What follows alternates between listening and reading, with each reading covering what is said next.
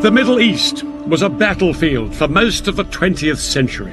But one of the hardest fought wars of all was in 1973, when Egypt and Syria launched a surprise attack on Israel on the Jewish holiday of Yom Kippur.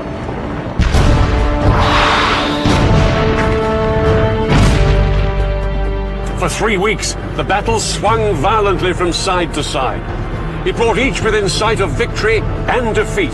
And it brought the superpowers, America and the Soviet Union, close to a nuclear showdown. The Israelis were in no doubt they were fighting for their country's very survival. For the soldiers of Syria and Egypt, it was a battle for Arab territory and Arab pride. In this program, I'll be revealing how Arab and Israeli commanders astonished each other with the boldness of their strategy. And I'll be finding out how both sides used the latest weaponry with shattering results. No 20th century conflict has been as lasting and bitter as the struggle between Israel and its Arab neighbors. This is the story of the biggest battle between them. It's still such a sensitive subject in Egypt that they wouldn't let us film there. This is the story of the October War of 1973.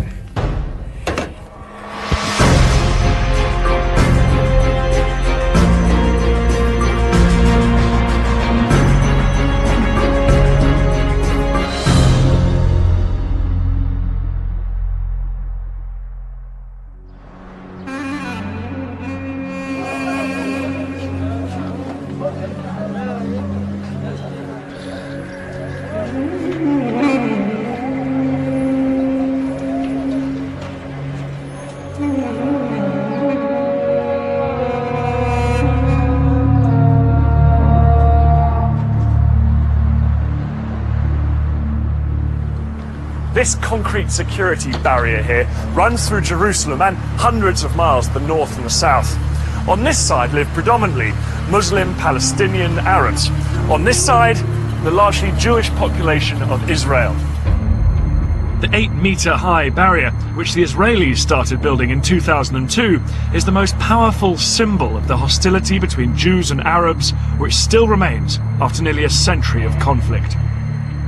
The Israelis say that they built this barrier to keep out Palestinian terrorists. The Palestinians say it's just Israel's way of grabbing more of their land. And that's what this conflict has always been about: land.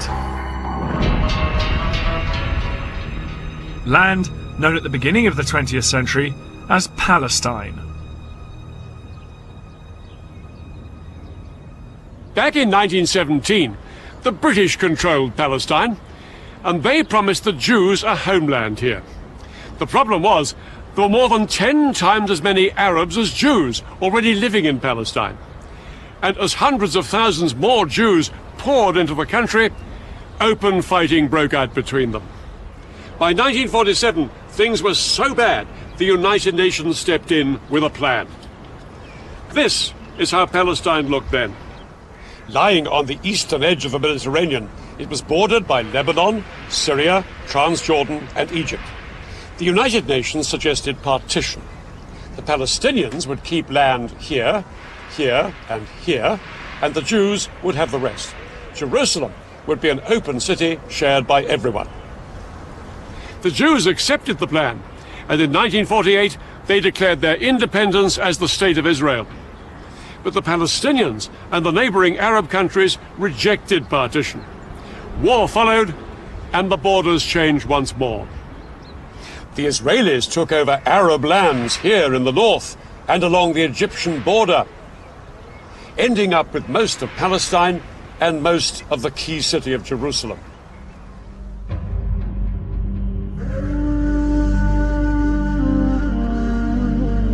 Tens of thousands of Palestinians fled or were expelled from their homes. These refugees headed to neighboring Arab countries, creating a refugee crisis that lasts to this day.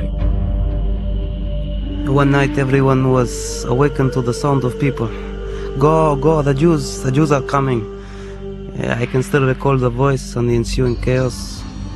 Within a short period of time, the entire village was marching out, carrying bare essentials, bedding on a mule, some clothing, some food. The Arabs refused to recognize this new state of Israel, and their resentment at the loss of Palestinian homes and land grew. For their part, the Israelis felt vulnerable, surrounded on all sides by hostile Arab enemies. Over the next 20 years, there was regular fighting along the borders. In 1967, things finally came to a head. On the morning of June the 5th, Israel launched a preemptive strike against Egypt. It was followed hours later by attacks on Egypt's allies, Syria and Jordan. It would become known as the Six-Day War. Almost 200 pilots of the Israeli Air Force took part in an incredibly ambitious airstrike. Their mission was to wipe out the Egyptian Air Force, the largest in the Arab world.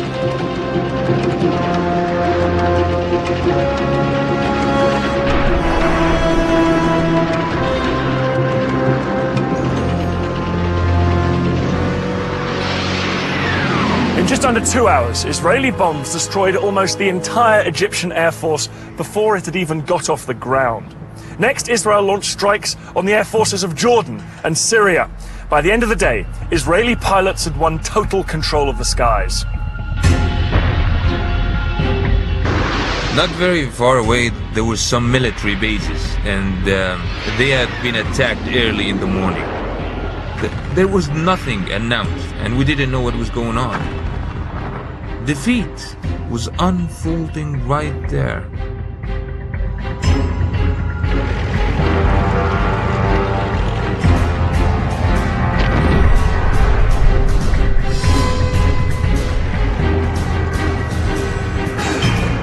Israeli ground troops stormed into Syria, Jordan and Egypt.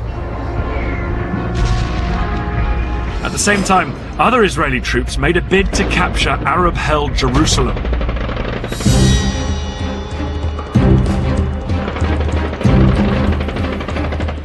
On June the 7th, just 2 days into the war, Israeli paratroopers charged through this gate into the old city.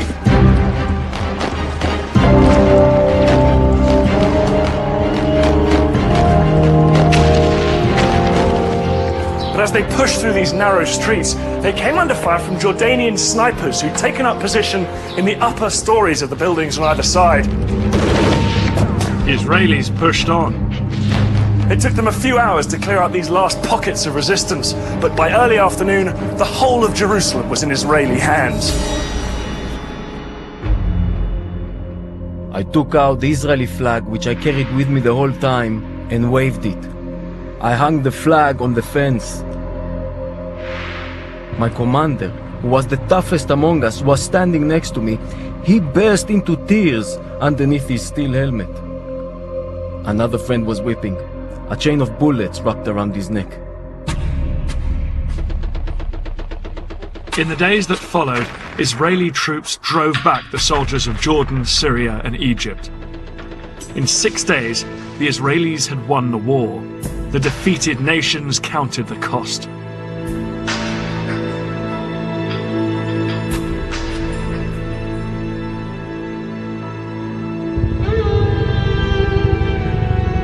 It's estimated that Egypt lost 80% of its military capacity, and along with Syria and Jordan, suffered over 30,000 dead and injured. People didn't really know what was going to happen next. I mean, people were scared. The whole country was at a total loss of what to do.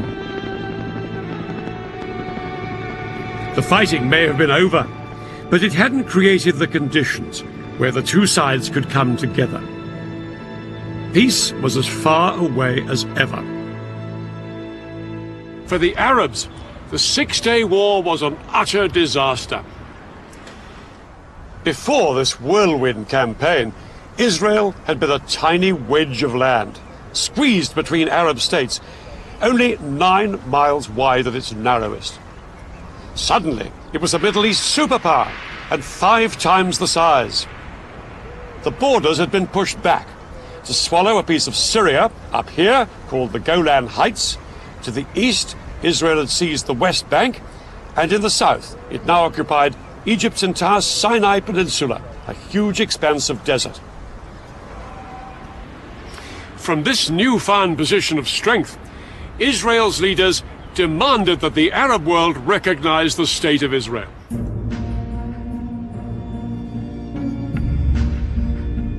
Arab leaders met in Sudan to formulate their response. They were emphatic.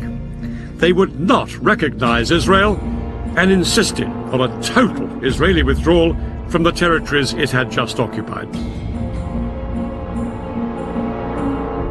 Over the next few years, both sides became entrenched, and nowhere was this more visible than along the new border with Egypt. The Suez Canal.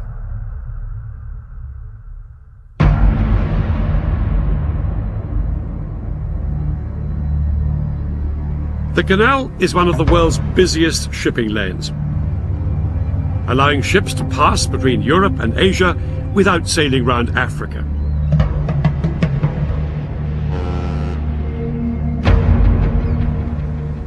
But after the Six-Day War, this international waterway was closed to shipping as sporadic fighting between both sides continued to flare up. The Israelis and the Egyptians now faced each other eyeball to eyeball across the canal. The Egyptians could never accept that this was a permanent frontier. But the Israelis were equally determined.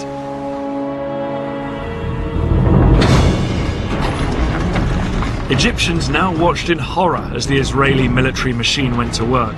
All along the Suez Canal, the Israelis built a massive network of walls, forts and trenches that became known as the Bar Lev Line.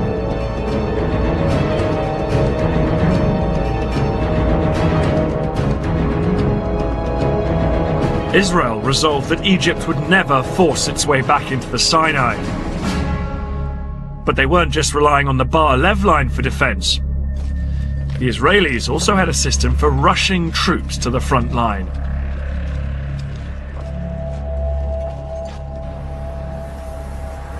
Israel has a small population and can't afford a large standing army.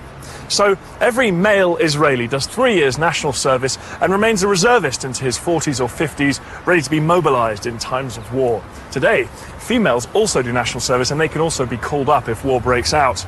30 years ago, an army of 250,000 men could be mobilized within 72 hours if the Arabs showed signs of attacking. But after the Six-Day War, that didn't seem very likely.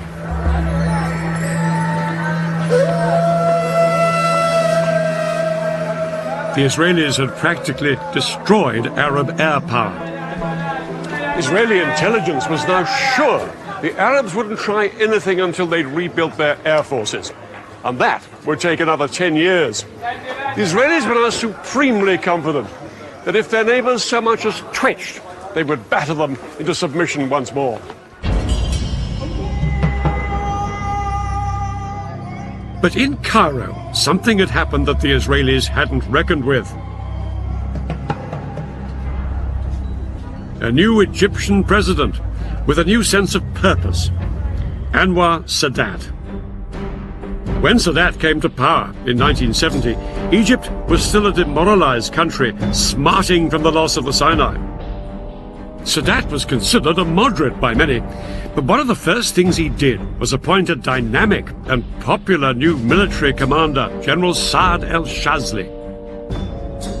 Shazli was given the job of revitalizing Egypt's poorly trained and under-equipped army, because Sadat was determined to do what the Israelis least expected: fight back. Sadat had decided that the only way to win back the Sinai from the Israelis was to make war on them. His plan was to launch a spectacular crossing of the canal and retake a strip of land in the Sinai. Sadat hoped that this would force the Israelis to negotiate a withdrawal from the rest of Sinai. But for this plan to work, Sadat was going to need help.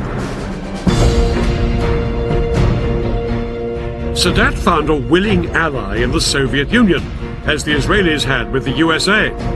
In the 1970s, both the United States and the Soviet Union were adamant that neither superpower would dominate the oil-rich Middle East. The Soviets provided Egypt with the latest surface-to-air missiles, called SAMs. These missiles, supported by thousands of conventional anti-aircraft guns, could effectively paralyze the Israeli Air Force. The Egyptian commander, General Shazli, would not have to rely on his weakened air force to deal with Israeli warplanes. Nor would Sadat attack alone. Another of his allies, President Assad of Syria, would be joining in the fight. The key to the Egyptian plan was a surprise coordinated ground attack on Israel.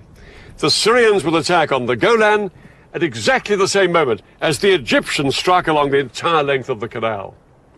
But Shazli knew that no matter how stunned the Israelis might be by this two-pronged offensive, they would soon counterattack with their most lethal weapon, their air force. And that was where the SAM missiles came in. Shazli concentrated his SAMs along the Suez Canal. These missiles could bring down any Israeli planes that came within 15 miles. The SAMs and regular artillery guns would create a protective umbrella, shown here in red, under which Egyptian boats and infantry could cross safely.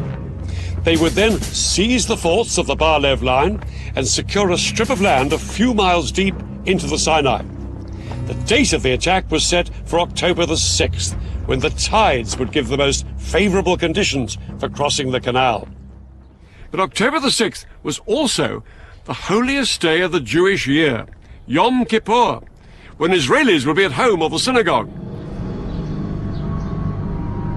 With their plans in place, the Egyptians and their Syrian allies set about ensuring that the Israelis had no idea they were about to be attacked on two fronts.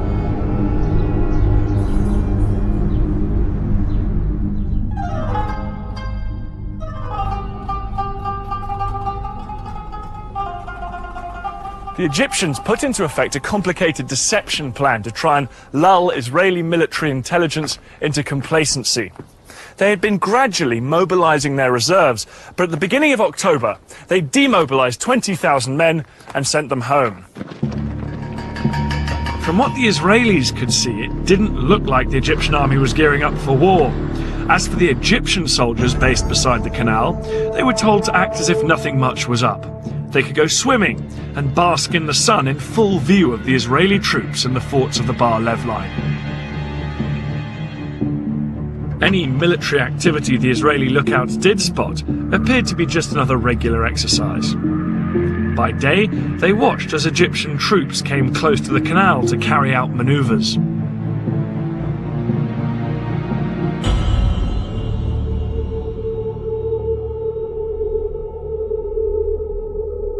At night, they appeared to head back inland to their barracks many miles away.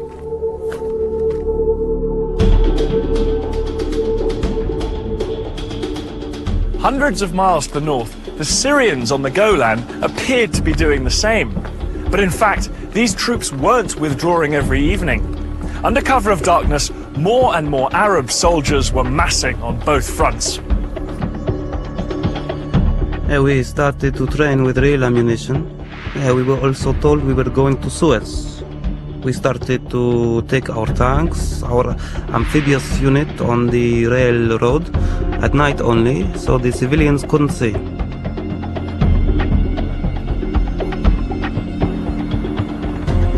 Reports of all this Egyptian activity were given to the heads of Israel's military intelligence. There'd been a number of false alarms in the past, and they were convinced that this was just another one. But they were wrong. At 4:30 a.m. on the 6th of October, the day of Yom Kippur, the phone rang at the home of Israel's military chief, General David Elazar. Elazar had been made Israeli chief of staff after a long military career and a host of victories.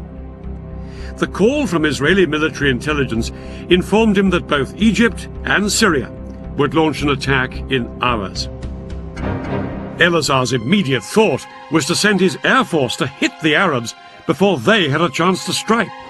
But that decision could only be taken in the halls of power by Israel's politicians, and ultimately that meant one person, Israel's Prime Minister, Golda Meir.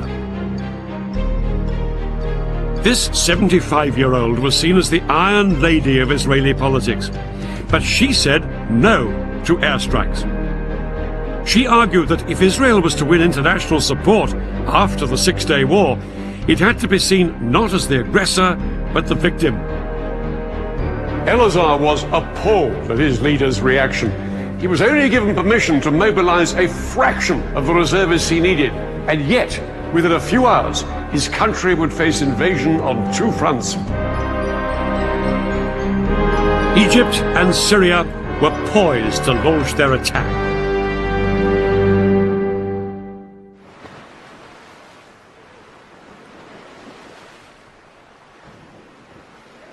Just before 2 o'clock, the Egyptians put their part of the plan into action.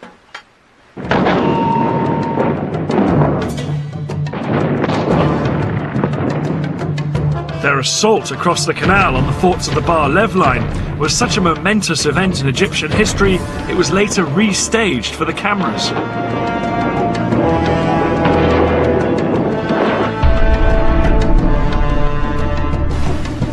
Thousands of Egypt's best trained commandos crossed the Suez Canal in rubber dinghies.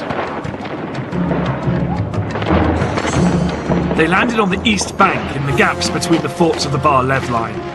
The Egyptian commandos then scrambled up the high sand ramparts. They attached rope ladders to make it easier for the soldiers following on behind them.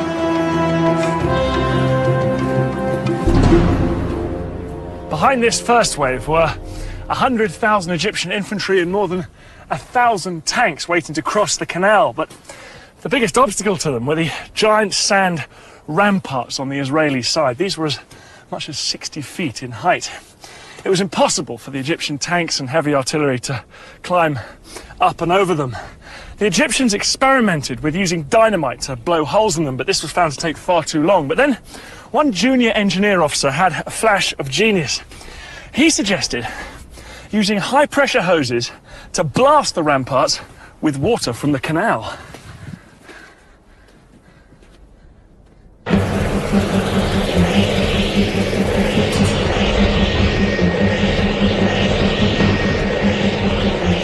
It was an extraordinary idea which would have to work if the entire Egyptian assault was to be a success.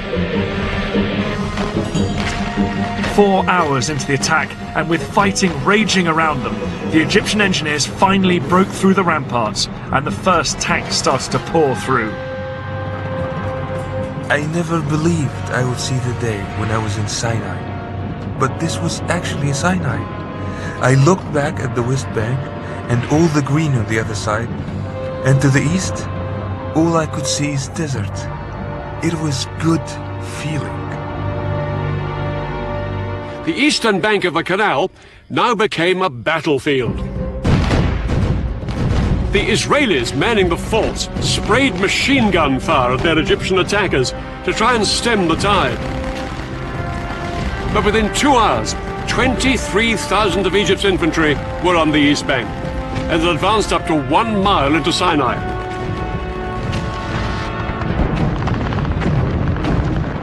The fort was surrounded by Egyptian forces and was under constant fire. We made repeated calls for help. We fired from time to time and reported back what we saw. But mainly, we tried to keep up our morale. But the Israelis were sure that their air force would come to the rescue. The first Israeli jets were sent in at 4 p.m., flying low over the desert. But as they approached the canal, they found themselves under attack from the ground. The Egyptian SAM missiles and anti-aircraft guns caused havoc. As Israeli planes were shot down that afternoon, it soon became clear that Egypt's elaborate air defense umbrella was working.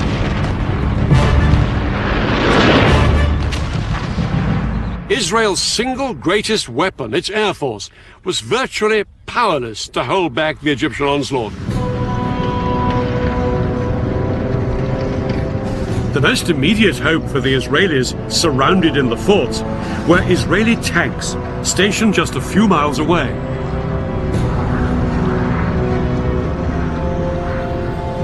The Israeli tanks raced towards the canal. They thought they'd throw the Egyptians back as easily as they had done in 1967. But as they got closer, they found themselves coming under attack from a weapon they'd never faced before. The Saga missile. This Soviet-made weapon was specifically designed to punch through the thick metal armour of tanks. Yet it was small enough to be carried onto the battlefield in a backpack. Unlike bigger anti-tank guns, the Saga could be set up in moments. This lightweight piece of kit was made all the more lethal because the missile could be steered onto its target.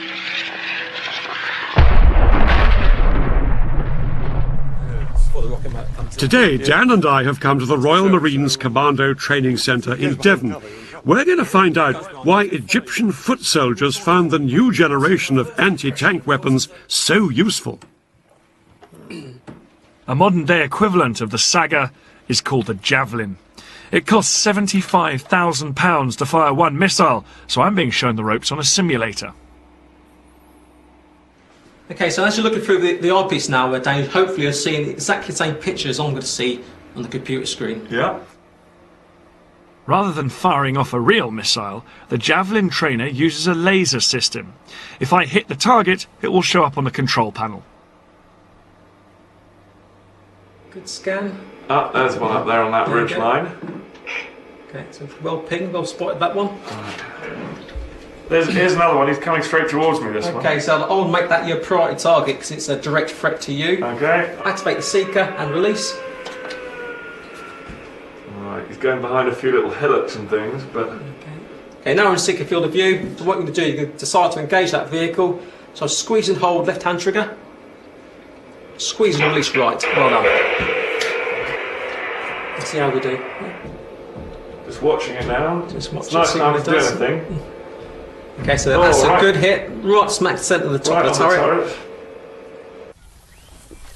I was ready to take the simulator out into the field. I'm aiming at a real target. That truck fitted with a laser detector that will register a hit. Well, here we are now in this moving vehicle, making a target for Dan, very like the Israelis moving forward to attack the Egyptians in Sinai. Must have made for the Egyptians. Thank you. For a novice like me, a javelin is easier to handle than a Saga. When a Saga was fired, it trailed a control wire behind it, and the operator used a joystick which had to keep steering the missile until it reached its target. Oh, I think I can see something now. A hit required good training and a steady hand. I was going to have a pop at them. With the Javelin, all I have to do is get the truck in the sights, lock the guidance system onto it, and fire. No, it's just popped out now. You just see the smoke from his exhaust. Activating the seeker. Okay. Okay, I'm going to go for it. Go for it. At least, that's the theory.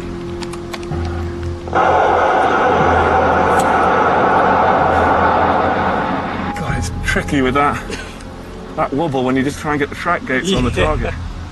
Did I miss? Fortunately, that's a no result, which means you've missed. I really had no idea where Dan was. This is where the old speed of duel starts to come into it now. His state-of-the-art Javelin can hit my vehicle from over 2 kilometers away, a similar range to the Sagas in 1973. No wonder the Israeli tank drivers were taken by surprise as they headed towards the Suez Canal. They simply couldn't see the Egyptians lying in wait with the Sagas.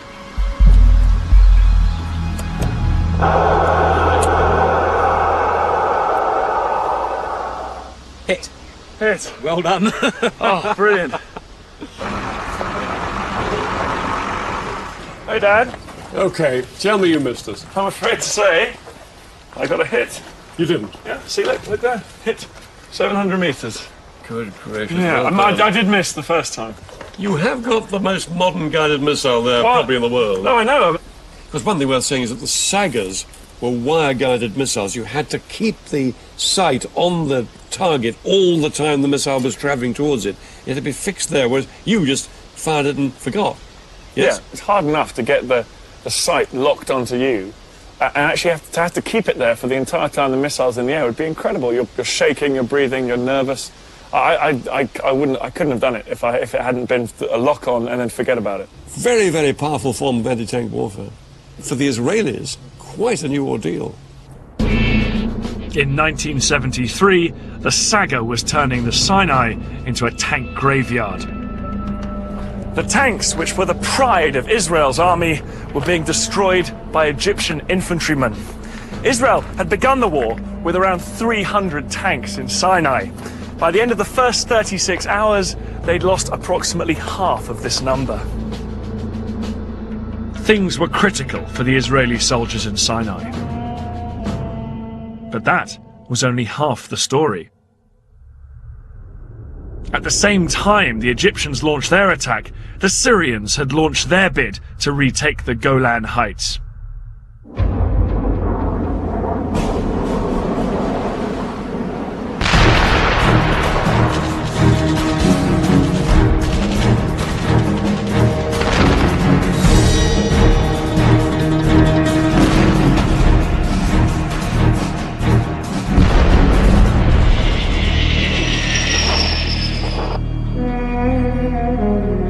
The fertile soil of this battlefront couldn't have been in greater contrast to the arid desert of the Sinai.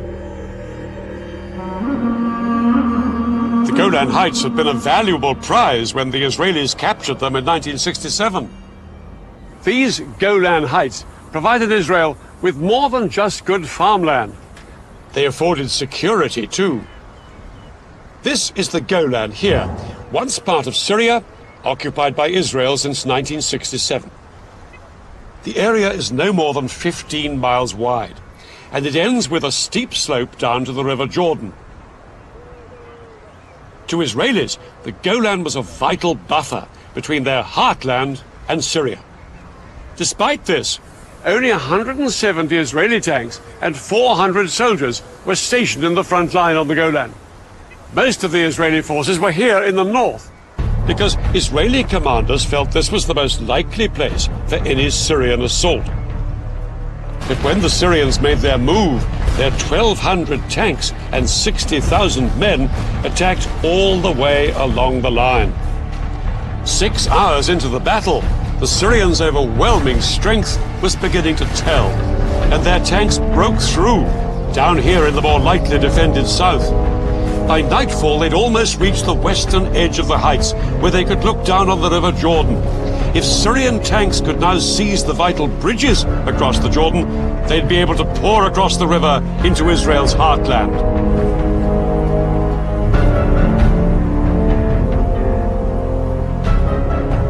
For Israeli soldiers in bunkers along the front line of the Golan Heights, the first day of the war had been a disaster.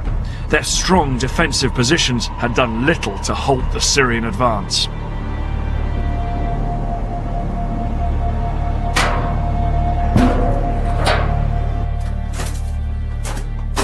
This is one of the Israeli bunkers dug in to the Golan Heights, and it's got an incredibly strong construction. It's deep underground, it's reinforced concrete and these steel plates here as well.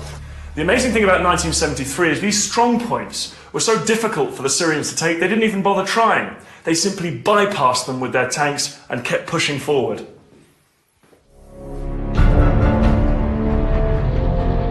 By the end of the day, the Syrians had taken almost the entire southern half of the Golan Heights.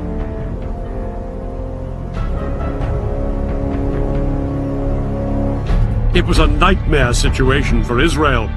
It had been caught unawares, with far too few troops on both front lines. All Elazar, the Israeli chief of staff, could do was to mobilize every single reservist in the country. In towns, villages and farms across Israel, news filtered out that their country was under attack. Because it was a holiday, TV and radio was off the air, and so soldiers on motorbikes had to race through built-up areas calling up the reservists.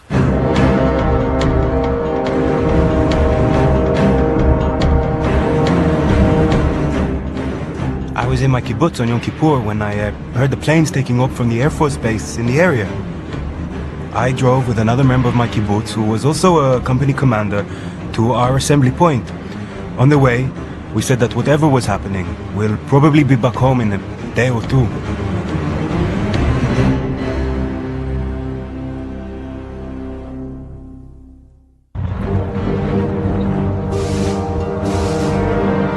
Men and tanks headed out towards both fronts, but it would take 2 long days before they'd be ready to mount a counterattack.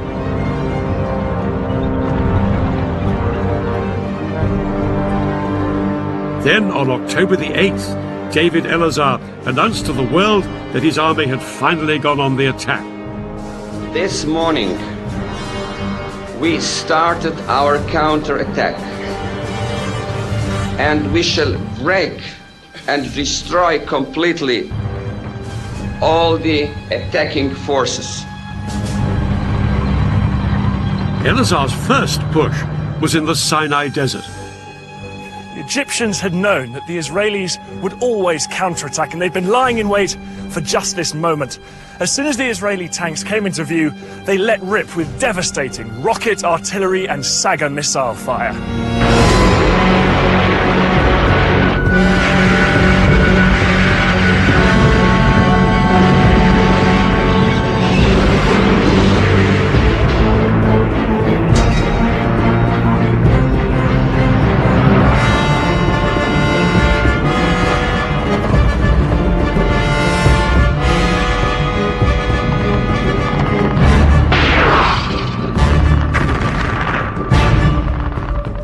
The Israelis suffered heavy casualties all day.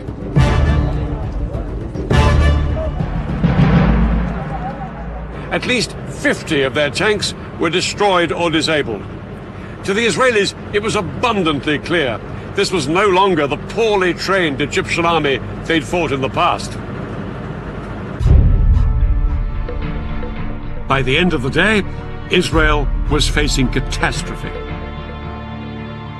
Israelis had believed that once their army was in place, they would be victorious. Now they had to face the shocking truth that this hadn't happened. Prime Minister Meir sent an urgent request to the Americans, begging them to resupply the country. Under attack on 2 fronts, Israelis felt their country was about to be squeezed out of existence. It would need a bold change of strategy to save the day. The simple truth was that Israel did not have the strength to fight this war on 2 fronts at the same time. Elazar had to concentrate his strength on one front before he tried to roll back his enemy on the other. In the Sinai, the Egyptians were separated from Israel by hundreds of miles of desert. But here on the Golan, the Syrians were perilously close to Israel's main villages and towns across the Jordan, just a few miles' drive away. The Golan had to be Elazar's priority. So he ordered the army and the air force to put everything they had into throwing the Syrians back. Some tank units would attack halfway along the Golan to relieve the pressure on Nafak, the Israeli HQ on the heights. Other Israeli tanks had already been ordered to go up onto the southern Golan, where the Syrians were closest to Israel's heartland. Their commander had been told bluntly, "You are Israel's last hope." But one thing in their favor was that the Syrians had made an extraordinary decision to halt up on the high ground rather than press on towards the River Jordan. It gave the Israelis vital breathing room to cross the river and move up towards the Golan.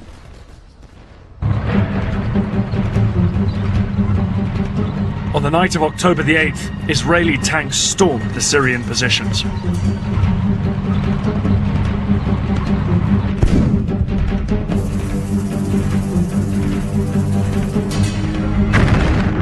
The fighting raged around the clock. The Soviets had given the Syrians their latest infrared night fighting equipment. The Israelis had nothing of the kind. And that meant during the hours of darkness, the Syrians could identify the Israeli tanks and cause horrific casualties. I scanned the area with my scope and picked up a pair of infrared lights coming directly at me. I took another look. The headlamps were still approaching. The Syrian was targeting in on us. "Driver, back up," I screamed. And the tank rocked back till we came to a stop.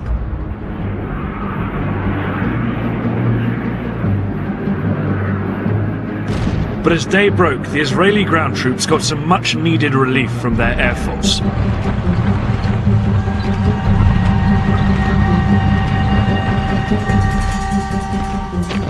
Throughout the rest of the day, however, the Israelis fought desperately to hold the line. The Israelis knew that if they gave way here, their country faced a real threat of extinction. Losses mounted on both sides, but as the battle progressed, it became clear that despite some Syrian technological advantages, the Israeli tanks had thicker armour, and the Israeli crews could fire more quickly and more accurately than their Syrian counterparts. After 4 days of combat, I wasn't particularly worried by the Syrian tanks. It was enough to locate them and to have them come out to meet us, and victory would be ours.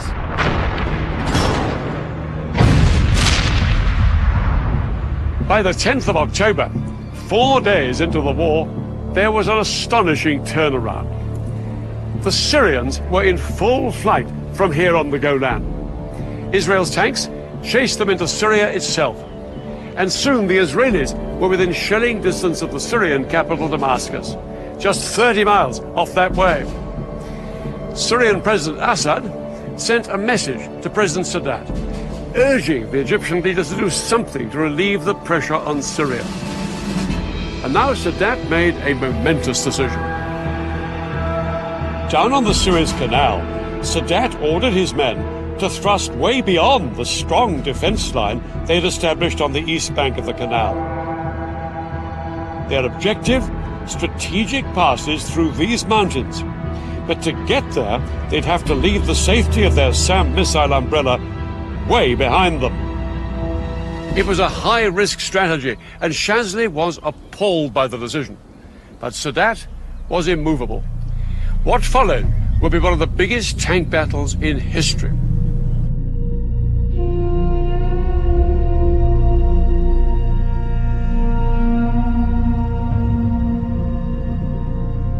"25 miles east of the canal, Israeli tank commanders were well dug in on high ground in good defensive positions. Across the open desert, they could see the sand being kicked up by hundreds of advancing Egyptian tanks.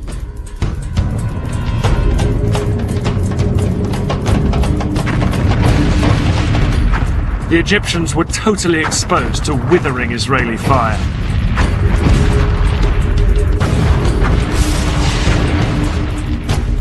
But over the following hours, the Egyptian tank brigades repeatedly tried to push further east into the Sinai.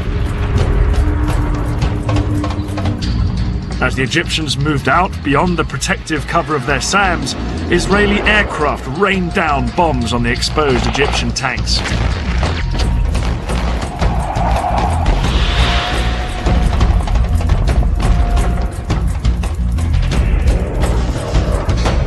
The Israelis' skillful use of their tank guns meant that they pulverized the Egyptians exposed down on the open ground.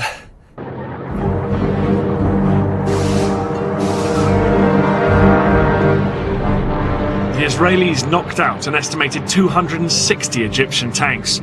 They lost only 20 of their own.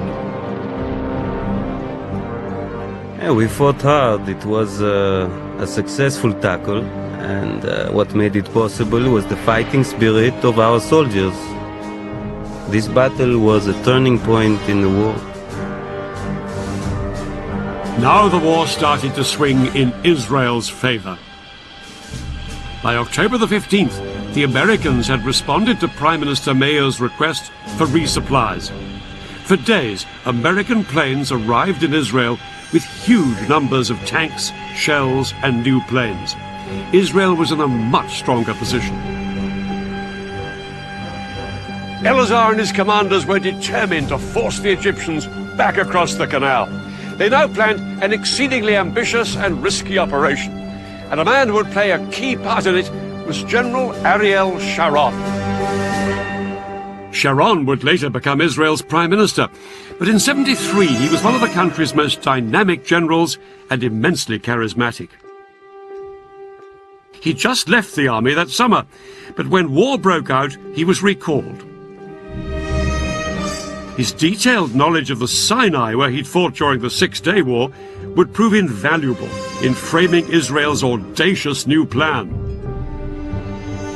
The Egyptians on the east bank of the canal were split into two armies, one in the north and one in the south. 100,000 men and about 1,000 tanks, well dug in and well defended by minefields. They looked impregnable, but one of Sharon's patrols had discovered a narrow gap, just 1 mile wide, between the two armies at this spot, where the Suez Canal joined a large salt lake. Sharon was ordered to push through here with his tanks, widen the gap, and secure a corridor through to the canal. The Israelis would bridge the canal, and hundreds of tanks would then pour across it and fan out north and south to cut off the Egyptians from behind. The Egyptians' positions on the eastern canal bank would then be untenable. For the Israelis, the whole operation would be fraught with danger. The biggest threat was an Egyptian stronghold here, called Chinese Farm. It was just north of the planned Israeli corridor. Sharon had to neutralize the Egyptians at Chinese Farm if the Israeli plan was to succeed.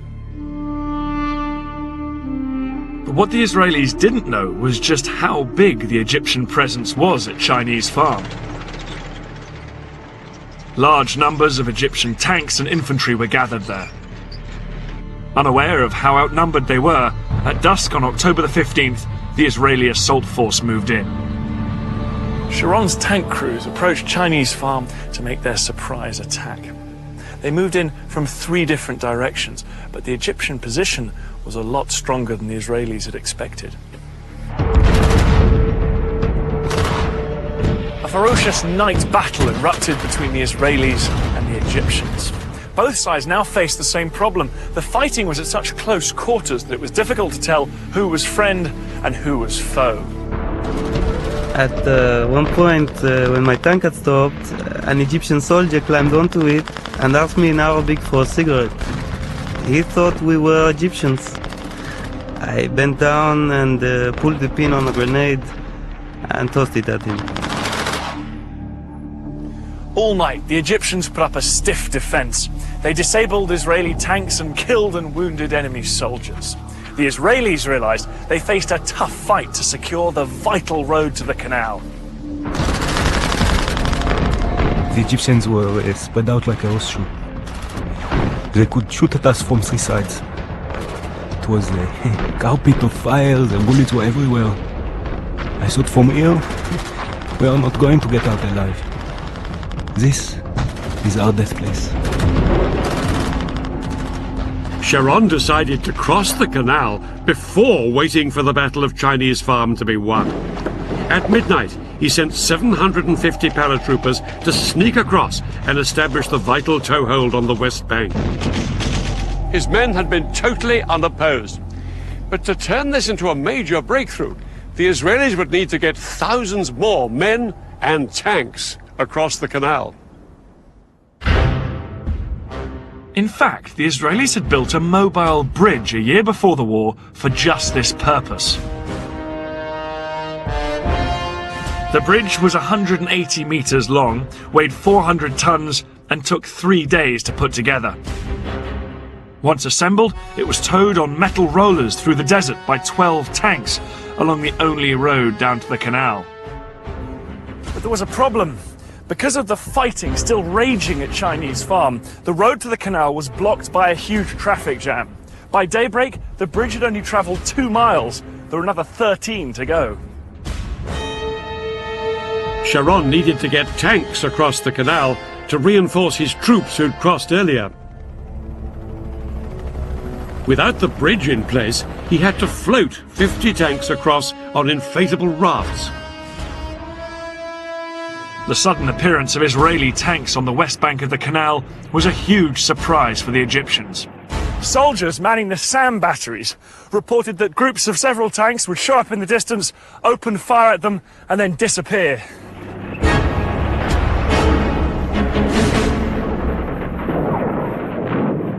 Later that day, on the evening of October the 16th, the Israeli Prime Minister Golda Meir triumphantly told the Israeli parliament their troops had crossed the canal into Africa. In reality, it would be another 2 days before the Israelis secured the corridor to the canal. It wasn't until October the 19th that the bridge was finally in place.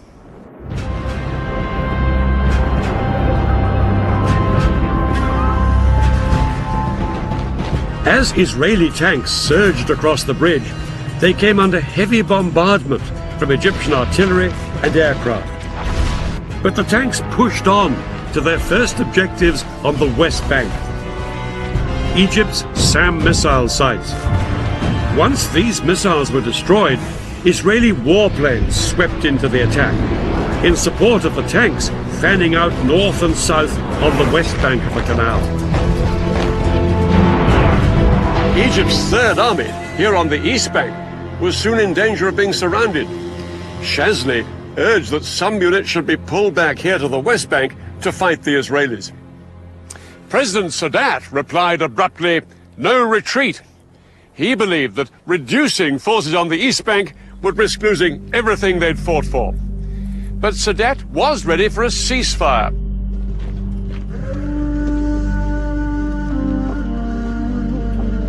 It was announced on the 22nd of October. The Israelis agreed to the ceasefire as well, but in reality ignored it and pushed on south to secure more land west of the canal.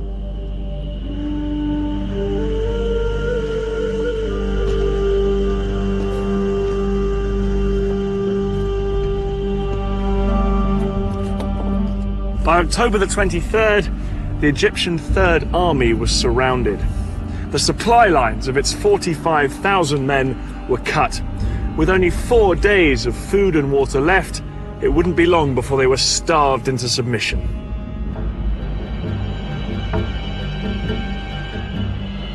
Some Egyptian soldiers were so desperate they surrendered. Others hung on. No food come to us, no munitions come to us, no evacuation of any injured, no water, and we didn't need gas because we weren't going anywhere. And just when it seemed to be over, the war took a dramatic turn. It was at this critical moment that Egypt's most powerful ally, the Soviet Union, made one final bid to help the Egyptians. The Soviet president, Leonid Brezhnev, told the Americans unless they agreed to send a joint US-Soviet peacekeeping force to the Middle East, he would send Soviet troops on their own. The Americans were determined that no Soviet troops would enter the Middle East. In a sudden escalation, America put its nuclear forces on alert. US nuclear missiles were readied in their silos, and 2 aircraft carriers with nuclear strike forces were ordered to the eastern Mediterranean. The implied threat of nuclear war forced Brezhnev to make a choice: to escalate or to climb down.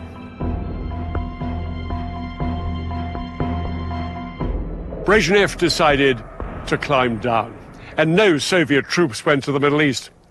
But the flurry of international pressure had made its mark. On October the 25th, the Israelis finally heeded the ceasefire, and the October War was effectively over.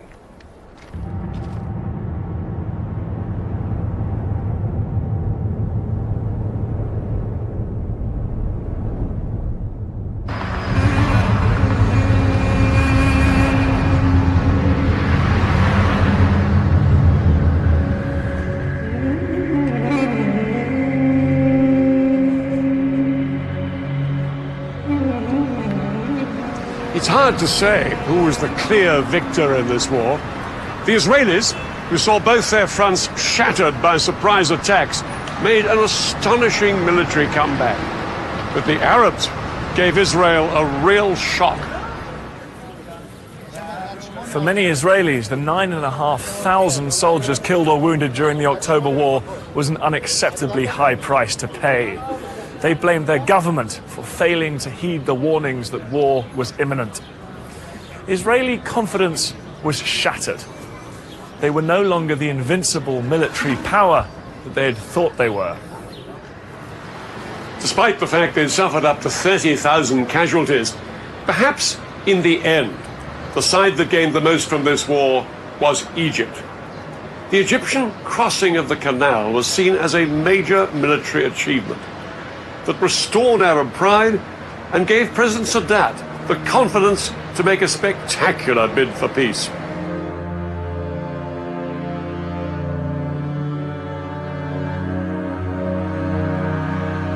In November 1977, the Egyptian president, Anwar Sadat, arrived in Israel, and in the Israeli parliament in Jerusalem itself, he became the first Arab leader to recognize the state of Israel. ولقد جئت إليكم اليوم على قدمين ثابتتين. Israel and Egypt were now on the road to peace, which culminated in 1982 with what Sadat had always wanted: a complete Israeli withdrawal from the Sinai.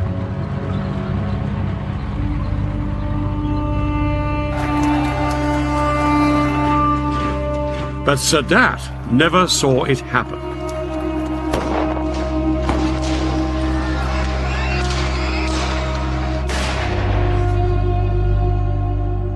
On October the 6th, 1981, the 8th anniversary of the war, Anwar Sadat was assassinated by gunmen opposed to his peace treaty with Israel.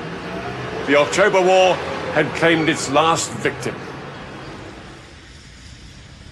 The war didn't sort out the fundamental disputes between the Israelis and the Arabs. In fact, technically, Israel is still in a state of war with Syria. All the treaties and all the talking still haven't brought peace to this part of the Middle East. And this barrier is a powerful reminder that the conflict with the Palestinians over who owns the land remains unresolved to this day.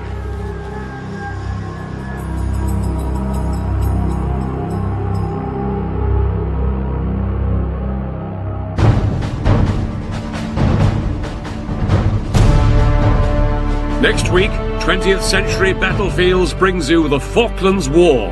In April 1982, Argentina invaded these remote islands and triggered one of the most ambitious military undertakings in British history. I look at how the British fought 8,000 miles from home. And I'll see how the troops tackled this hostile terrain. It was in a way one of the century's most bizarre conflicts. It's the story of the battle for the Falklands.